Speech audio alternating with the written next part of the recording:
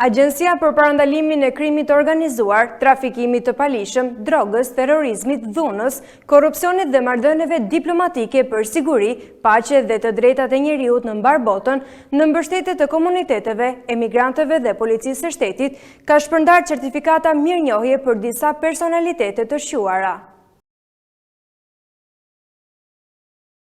Agjencia për parandalimin e krimit të organizuar, trafikimit të palishëm, drogës, terrorizmit, të dhunës, korrupsionit dhe marrëdhënieve diplomatike për siguri, paqe dhe të drejtat e njeriut në mbar botën, në mbështetje të komuniteteve, emigrantëve dhe policisë së shtetit, ka ndarë certifikata mirënjohje për disa personalitete të shquara. Në këtë kuadër, titulli kalorëse e paqes ju akordua Bujana Malej, ndërsa titulli ambasadore e përhershme e paqes ju dha Fatbardha Çelaj dhe Ali Baqeri, punonjës i Kombeve të Bashkuara. Në këtë ceremoni u vlerësuan edhe shumë personalitete të tjera, mes të cileve Zoti Astri dhe të tjerë kontribues të rëndësishëm.